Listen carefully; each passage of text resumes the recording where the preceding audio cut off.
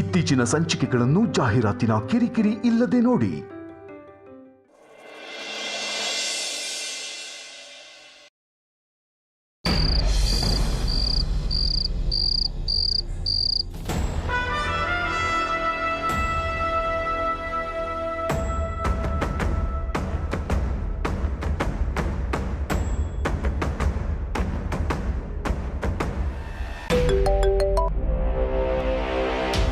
Hello, ನಾನು ತೇಜಸ್ ಮಾತಾಡ್ತಾ ಇದ್ದೀನಿ, ಹೇಳಿ. ತೇಜಸ್, ನಿಮ್ಮ ಅಣ್ಣ ಅವರಿಲ್ವಾ? ಸ್ವಲ್ಪ ಅರ್ಜೆಂಟಾಗಿ ಮಾತಾಡಬೇಕಾಗಿತ್ತು. ಪರವಾಗಿಲ್ಲ, ಅದೇನು ಅಂತ ನನ್ನ ಹತ್ರನೇ ಹೇಳಿ. ನಾಳೆ ಆ ಅಮೂಲ್ಯ ಅವರಪ್ಪ. ನೀವೇನು ವರಿ ಮಾಡ್ಕೋಬೇಡಿ, ನಾಳೆ ಎಲ್ಲನೂ ನಮ್ಮ ಪ್ಲ್ಯಾನ್ ಪ್ರಕಾರನೇ ನಡೆಯುತ್ತೆ. ಆ ಮಂಜುನಾಥ್ನ ನಾಡಿದ್ದು ಬೆಳಿಗ್ಗೆನೇ ಕೆಡ್ಡಕ್ಕೆ ಕೆಡುತ್ತೀವಿ. ಕೆಡ್ಡ ಆಲ್ರೆಡಿ ರೆಡಿಯಾಗಿದೆ. ಅಂದರೆ ಆ ಮಂಜು ಮಾತ್ರ ಕೆಟ್ಟಕ್ಕೆ ಬೀಳ್ತಾರಾ ಅಥವಾ ಮನೆಯವ್ರನ್ನೆಲ್ಲ ಕೆಟ್ಟಕ್ಕೆ ಬೀಳಿಸ್ತಾ ಇದ್ದೀರಾ? ಎಲ್ಲರೂ ಆಸೆ ಪಟ್ಟರೆ ನೀವು ಅತಿ ಆಸೆ ಪಡ್ತಾ ಇದ್ದೀರಾ. ಒಂದೇ ಬುಲೆಟಲ್ಲಿ 10 ಸಾವು ನೋಡೋ ಆಸೆ ನಿಮಗೆ. ಈ ವಿಷಯದಲ್ಲಿ ನಿಮ್ಮನ್ನ ಅಪ್ರಿಷಿಯೇಟ್ ಮಾಡಲೇಬೇಕು.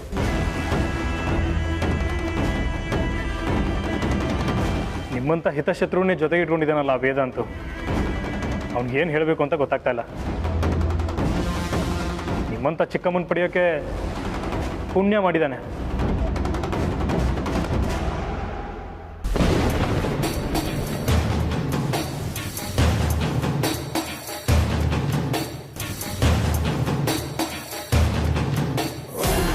ಮಂಜುನಾಥ್, ಪರಿಮಳ ಕಾದಿದೆ ನಿಮಗೆ ಗಂಡಾಂತರ.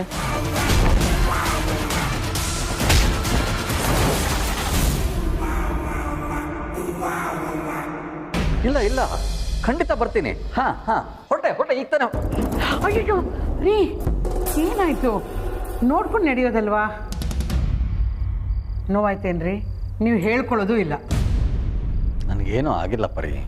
ಅಯ್ಯೋ ಸುಮ್ಮನೆ ಇರ್ರಿ, ನೀವು ನೋವಾದರೂ ಹೇಳ್ಕೊಳ್ಳಲ್ಲ. ಹೊರಡೋ ಅವಸರದಲ್ಲಿ ನೆಲ ನೋಡಲಿಲ್ಲ, ಅದಕ್ಕೆ ಎಡವುದೆ.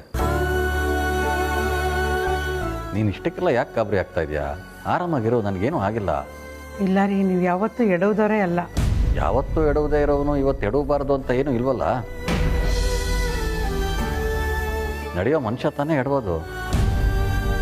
ನೀನು ಧೈರ್ಯವಾಗಿರು, ನನಗೇನೂ ಆಗಿಲ್ಲ. ನಿಮ್ಗೇನು ಅರ್ಥ ಆಗಲ್ಲ. ಒಂದು ನಿಮಿಷ ಇರಿ, ನಾ ಬರ್ತೀನಿ.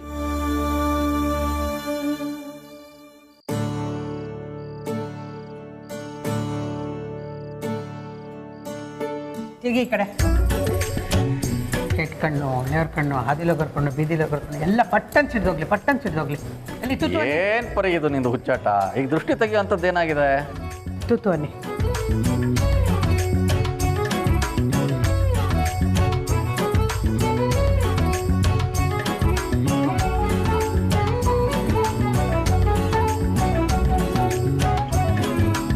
ನೀವು ಎಡವಿದ್ದು ನೋಡಿದ್ರೆ ಮನಸ್ಸಿಗೆ ಯಾಕೋ ಒಂಥರ ಆತಂಕ ಆಗ್ತಾ ಇದೆ.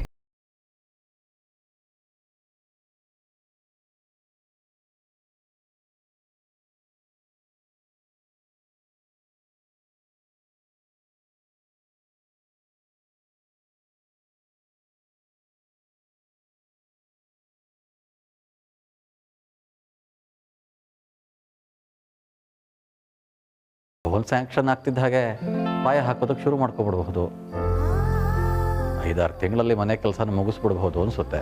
ನೀವು ಹೇಳ್ತಿರೋದೇನೋ ನಿಜ ರೀ. ಒಂದಷ್ಟು ದಿನದ ಹಿಂದೆ 10 ರೂಪಾಯಿಗೂ ಪರದಾಡ್ತಾ ಇದ್ವಿ. 2 ಹೊತ್ತು ಊಟ ಮಾಡಿ 1 ಹೊತ್ತು ಉಪವಾಸ ಮಲಗ್ತಾ ಇದ್ವಿ. ಆದರೆ ಈಗ ಸ್ವಂತ ಮನೆ ಕಟ್ಟಿಸ್ಬೇಕು ಅಂತ ಓಡಾಡ್ತಾ ಇದ್ದೀವಿ. ಇದೆಲ್ಲ ನೋಡ್ತಾ ಇದ್ರೆ ಆಶ್ಚರ್ಯ ಆಗ್ತಿದೆ. ಆ ದೇವರು ನಮಗೆ ಇಷ್ಟು ಬೇಗ ಮನೆ ಕಟ್ಟಿಸೋ ಶಕ್ತಿ ಕೊಟ್ಟನಾ ಅಂತ ಅನ್ನಿಸ್ತಾ ಇದೆ. ಅದೇನೇ ಆಗಿರಲಿ ರೀ, ನಾವು ಮನೆ ಕಟ್ಟಿಸ್ತಿದ್ದೀವಿ ಅಂತ ಯಾರ ಕೆಟ್ಟ ದೃಷ್ಟಿನೂ ನಮ್ಮ ಮೇಲೆ ಬೀಳದಿರೋ ಹಾಗಾಗಲಿ. ಹಾಗೆಲ್ಲ ಏನೂ ಆಗಲ್ಲ ಪರಿ.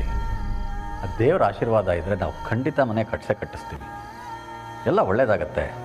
ನೀನು ಸುಮ್ಮನೆ ಮನಸ್ಸಿಗೆ ಏನೇನೋ ಹಚ್ಕೋಬೇಡ.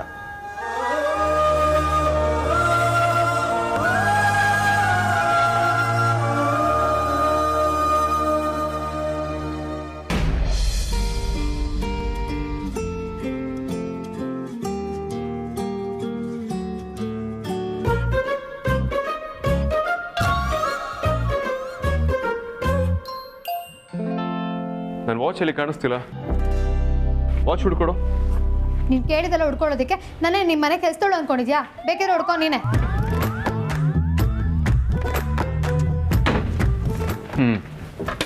ಇಲ್ಲಿಟ್ಟಿದ್ಯಲ್ಲ, ಸಿಕ್ತು ಬಿಡು, ಓವರ್ ಆ್ಯಕ್ಟಿಂಗ್ ಮಾಡಬೇಡ. ಸಿಕ್ತು ತಾನೆ, ಮೊದಲಿಂದ ಜಾಗ ಖಾಲಿ ಮಾಡು. ನನ್ನ ಕಣ್ಣು ಮುಂದೆ ಕಾಣಿಸ್ಕೋಬೇಡ ನೀನು.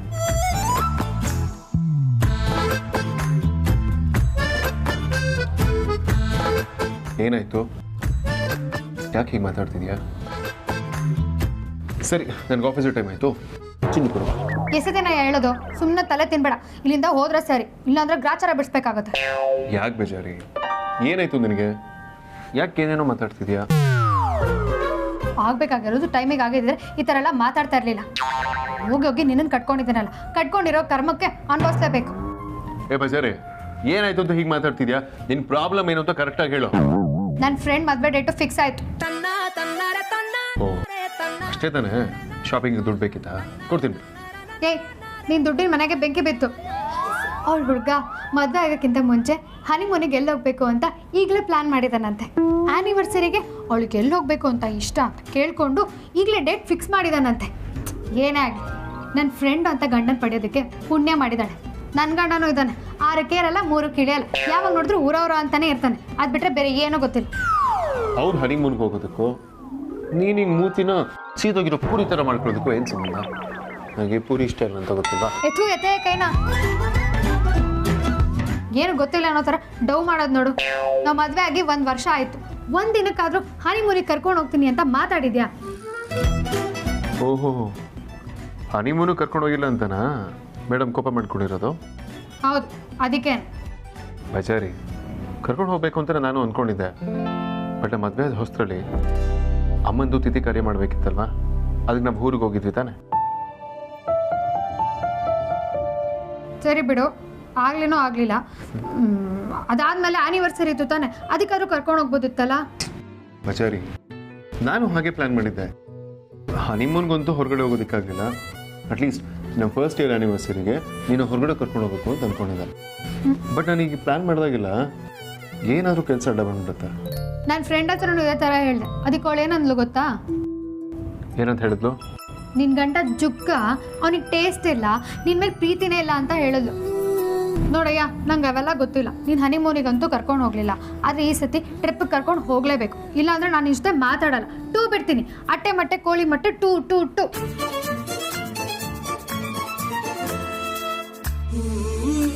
ಬಜಾರಿ, ನನ್ನ ಮಾತು ಕೇಳು.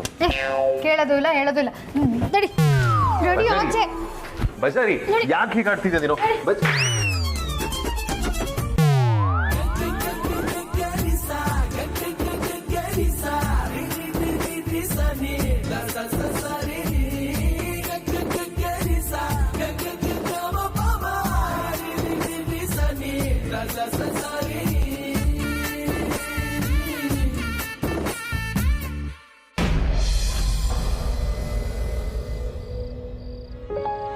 ಓ, ಬನ್ನಿ ಮಂಜು ಅವರೇ, ನಿಮಗೋಸ್ಕರನೇ ಕಾಯ್ತಾ ಇದ್ದೆ.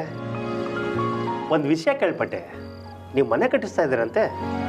ಹೌದು ಸರ್, ಕಟ್ಟಿಸ್ಬೇಕು ಅಂತ ಅಂದ್ಕೊಂಡಿದ್ದೀನಿ. ಆದರೆ ಯಾವಾಗ ಕಟ್ಟಿಸ್ತೀನಿ ಅಂತ ಗೊತ್ತಿಲ್ಲ. ತಲೆ ಕಟ್ಟಿಸ್ಕೊಬೇಡಿ ಮಂಜು ಅವರೇ, ಕಟ್ಟಿಸ್ತೀನಿ ಅಂದಮೇಲೆ ಆದಷ್ಟು ಬೇಗ ಕಟ್ಟಿಸ್ತೀರಾ. ನಮ್ಮಿಂದ ಏನಾದ್ರು ಹೆಲ್ಪ್ ಬೇಕಂದ್ರೆ ಕೇಳಿ, ಖಂಡಿತವಾಗೂ ಮಾಡೋಣ. ಅಗತ್ಯ ಬಿದ್ದರೆ ಖಂಡಿತ ಕೇಳ್ತೀನಿ ಸರ್. ಅಂದ ಹಾಗೆ ನೀವು ನಿಮ್ಮ ಮಗಳ ಮದುವೆ ಮಾಡಬೇಕಂತ ಹೇಳಿದ್ರಲ್ಲ? ಹಾಂ ಸರ್, ಹೇಳಿದ್ದೆ. ಆದರೆ ಅವಳು ಇನ್ನೂ ಓದ್ತಾ ಇದ್ದಾಳೆ. ಸದ್ಯಕ್ಕೆ ಮದುವೆ ಮಾಡೋದು ಬೇಡ ಅಂತ ಅಂದ್ಕೊಂಡಿದ್ದೀನಿ. ಒಳ್ಳೆಯದು, ಹಾಗೆ ಮಾಡಿ. ಹಾಂ ಮಂಜು ಅವರೇ, ನಿಮ್ಗೊಂದು ವಿಷಯ ಹೇಳೋದು ಮರ್ತುಬಿಟ್ಟೆ.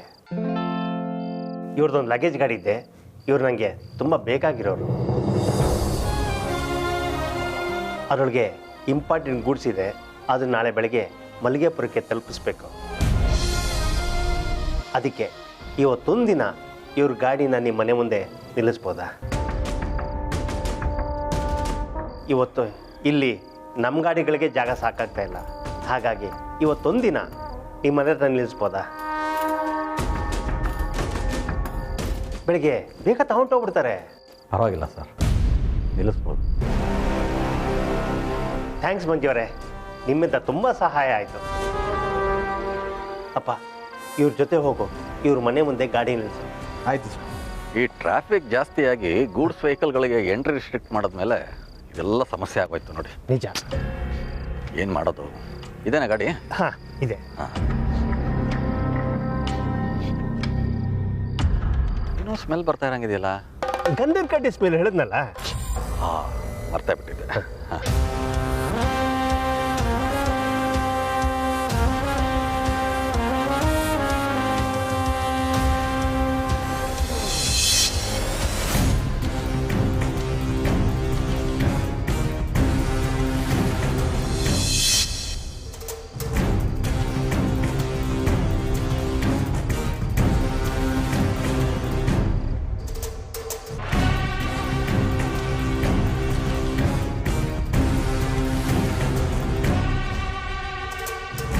ನೀವೇನು ಯೋಚನೆ ಮಾಡಬೇಡಿ, ನಿಮ್ಮ ಗಾಡಿ ನಮ್ಮ ಮನೆಯಲ್ಲಿ ಸುರಕ್ಷಿತವಾಗಿರುತ್ತೆ. ನಾಗೇಶು, ಗಾಡಿ ತೆಗಿಯಪ್ಪ. ಆಯ್ತು ಸರ್.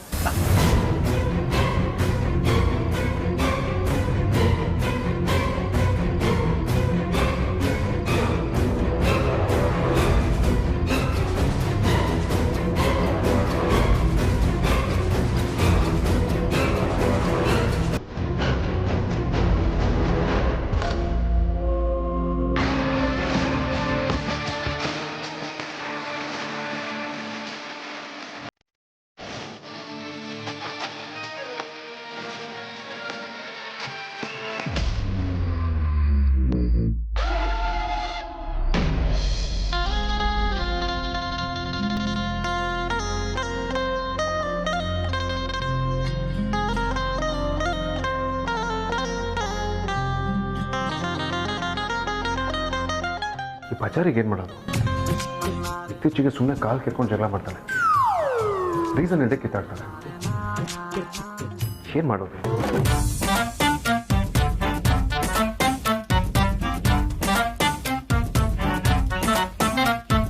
ನಾನ್ ಒಳ್ಳೆವನೇ, ನನ್ನ ಟೈಮೇ ಸರಿಯಿಲ್ಲ.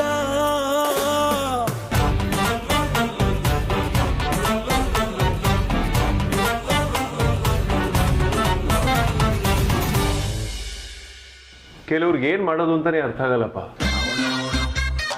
ನಾವಿಬ್ರು ಚೆನ್ನಾಗಿರೋದು ಅವ್ರಿಗೆ ಇಷ್ಟ ಇರಲ್ಲ ಅನ್ಸುತ್ತೆ.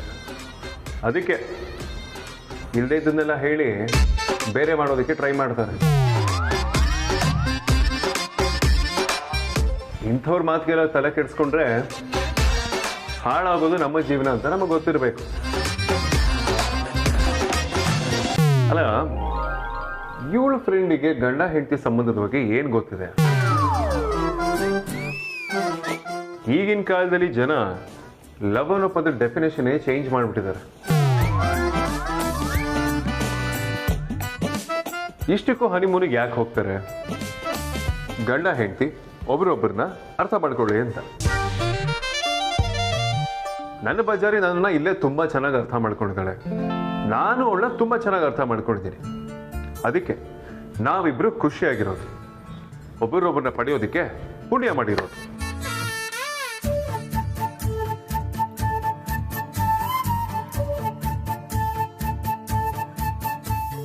ಅವಳು ಬರೀ ನನ್ನ ಹೆಂಡತಿ ಅಷ್ಟೇ ಅಲ್ಲ, ನನ್ನ ಬೆಸ್ಟ್ ಫ್ರೆಂಡ್, ವೆಲ್ ವಿಷರ್.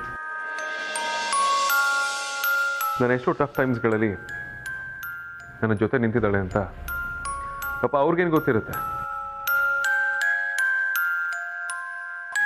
ಅವತ್ತು ತೇಜಸ್ ಕಡೆಯವರು ನನ್ನ ಕಿಡ್ನ್ಯಾಪ್ ಮಾಡಿದಾಗ ನನ್ನನ್ನು ಉಳಿಸ್ಕೊಳ್ಳೋದಕ್ಕೆ ಅರಸಾಹಸ ಪಟ್ಟಿದ್ದು ಅಮೂಲ್ಯ. ವಿಕ್ರಾಂತ್ ಅರೆಸ್ಟ್ ಆದಾಗ, ಧ್ರುವನ್ಗೆ ಆಕ್ಸಿಡೆಂಟ್ ಆದಾಗ ನನ್ನ ಜೊತೆ ನಿಂತು ಧೈರ್ಯ ಹೇಳಿದ್ದು ಅಮೂಲ್ಯ.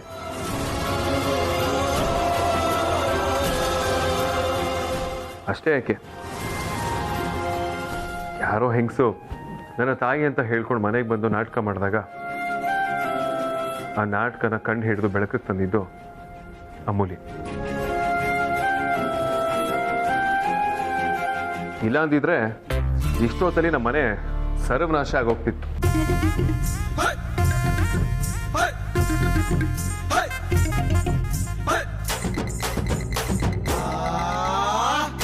ಪಾಪ ಅವ್ರು ಯಾರೋ ಹನಿಮೂನ್ಗೆ ಹೋದ್ರಷ್ಟೇ ಗಂಡ ಹೆಂಡತಿ ಖುಷಿಯಾಗಿರಬಹುದು ಅಂತ ಅಂದ್ಕೊಂಡಿದ್ದಾರೆ.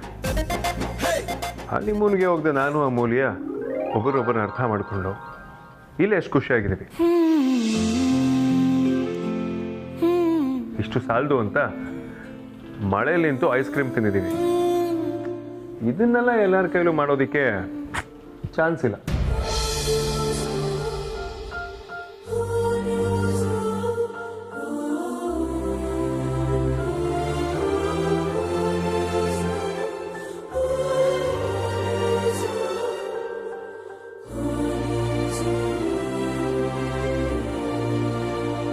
ನಾನು ಆಟೋ ಓಡಿಸ್ಬೇಕು.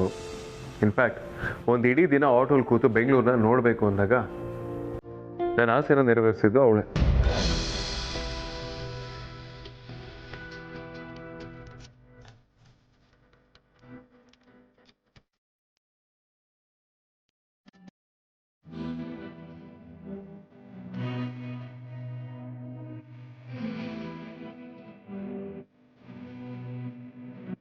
ಬಂದಿರುವ ಹೆಜ್ಜೆಗಳ ಬಚ್ಚಿಡು ಮರೆಯರು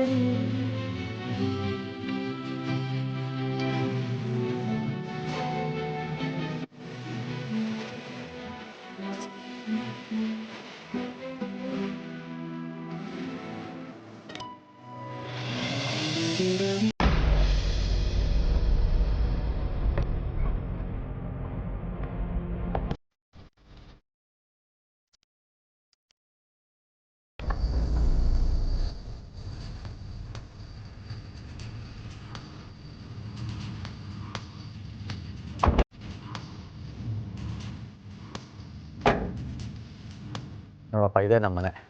ಹೌದಾ ಸರ್? ನೀನು ಇಲ್ಲಿ ಒಂದು ತಿಂಗಳು ಬೇಕಾದರೆ ಗಾಡಿ ನಿಲ್ಲಿಸ್ಬೋದು. ಇದು ತುಂಬ ಸೇಫ್ ಆದ ಜಾಗ. ಮೊದಲು ನಾನು ಆಟೋನ ಇಲ್ಲೇ ನಿಲ್ಲಿಸ್ತಾ ಇದ್ದೆ. ಸರ್, ಹಾಗಾದರೆ ನಿಮ್ಮದು ಆಟೋ ಇದೆಯಾ ಸರ್? ಮುಂಚೆ ಇತ್ತಪ್ಪ, ಆದರೆ ಈಗಿಲ್ಲ. ಮೊದಲು ನಾನು ವಾಚ್ಮನ್ ಕೆಲಸ ಮಾಡ್ತಾಯಿದ್ದೆ. ಟೈಮ್ ಸಿಕ್ಕಾಗ ಆಟೋನೂ ಓಡಿಸ್ತಾ ಇದ್ದೆ. ಈಗ ಸದ್ಯಕ್ಕೆ ಸೂಪರ್ವೈಸರಾಗಿ ಕೆಲಸ ಮಾಡ್ತಾಯಿದ್ದೀನಿ. ನನ್ನ ಬಗ್ಗೆ ಹೇಳೋಕ್ಕೆ ಹೋದರೆ ತುಂಬ ಇದೆ. ಒಂದು ಇಡೀ ದಿನ ಆದರೂ ಸಾಕಾಗೋಲ್ಲ. ಅಯ್ಯೋ, ನಾನು ನೋಡು, ನೀನು ಇಲ್ಲೇ ನಿಲ್ಲಿಸ್ಕೊಂಡು ಮಾತಾಡ್ತಾ ಇದ್ದೀನಿ. ಬಾ, ಒಳಗಡೆ ಹೋಗೋಣ.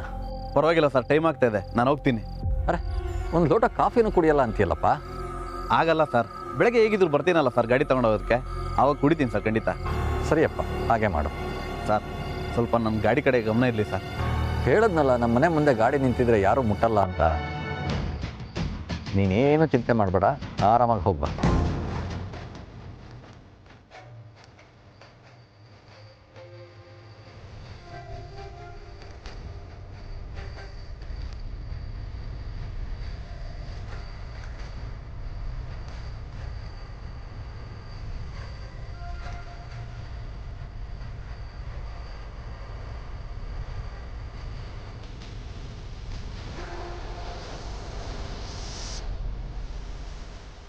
ಪರವಾಗಿಲ್ಲ ಸರ್, ನೀವು ತುಂಬ ಕಷ್ಟಪಡ್ತಾ ಇದ್ದೀರಾ ಸರ್. ನಿಮ್ಮ ಮನೆ ಮುಂದೆ ಗಾಡಿ ನಿಲ್ಲಿಸಿರೋದು ನಮ್ಮ ಬಾಸ್ ಕೇಳಬೇಕಿತ್ತು ಸರ್. ನನ್ನ ಫೋನ್ ಬೇರೆ ಸ್ವಿಚ್ ಆಫ್ ಆಗಿದೆ. ನೀವೇನು ಅಂದ್ಕೊಳಲ್ಲ ಅಂದರೆ ನಿಮ್ಮ ಫೋನ್ ಕೊಡ್ಬೋದಾ ಸರ್? ಅದಕ್ಕೇನಂತೆ, ತಗೊಳಪ್ಪ.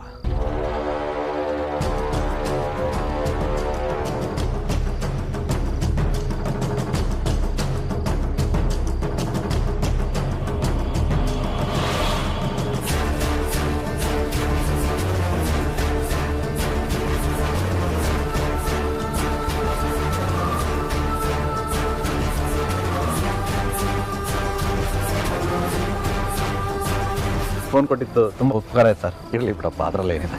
ಸರ್, ಟೈಮ್ ಆಯಿತು, ನಾನು ಬೆಳಗ್ಗೆ ಬಂದು ಗಾಡಿ ಎತ್ಕೊಂಡು ಹೋಗ್ತೀನಿ ಸರ್. ಗಾಡಿನ ಮುಂದೆ ಹಾಕ್ಬಿಟ್ಟು ಹೋಗ್ಬಿಡಪ್ಪ. ಆಯ್ತು ಸರ್.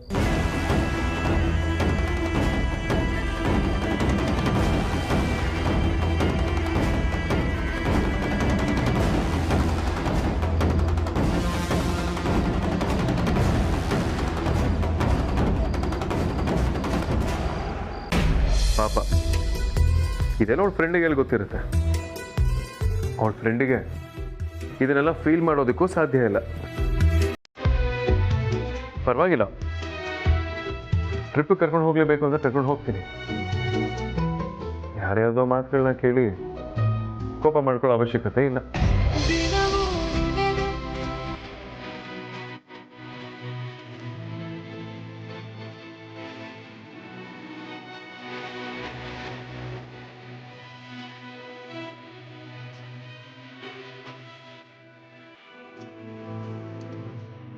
ನಾನು ನೀನು ಒಟ್ಟಿಗೆ ತುಂಬ ಕ್ವಾಲಿಟಿ ಟೈಮ್ನ ಸ್ಪೆಂಡ್ ಮಾಡಿದ್ದೀನಿ. ಅದೆಲ್ಲದಕ್ಕಿಂತ ನಿನಗೆ ವೆಕೇಷನ್ಸ್ ಹನಿಮೂನ್ ಇಂಪಾರ್ಟೆಂಟ್ ಅನ್ನೋದಾದರೆ ಐ ಆಮ್ ಸಾರಿ ಅಮೂಲ್ಯ. ನಾನು ನಿನಗೆ ಇಲ್ಲ ವೇದಾಂತ್, ಸಾರಿ. ನಾನು ಅವಳ ಮಾತು ಕೇಳಿಕೊಂಡು ನಿನಗೆ ತುಂಬ ಹರ್ಟ್ ಮಾಡಿಬಿಟ್ಟೆ. ಮದುವೆ ಆಗಿ 1 ವರ್ಷ ಆದರೂ ಹೇಗಾಯಿತು ಅಂತಲೇ ಗೊತ್ತಾಗಲಿಲ್ಲ. ನಾವಿಬ್ಬರು ತುಂಬ ಸಂತೋಷವಾಗಿದ್ದೀವಿ. ಒಬ್ರನ್ನೊಬ್ರು ತುಂಬ ಚೆನ್ನಾಗಿ ಅರ್ಥ ಮಾಡ್ಕೊಂಡಿದ್ದೀವಿ.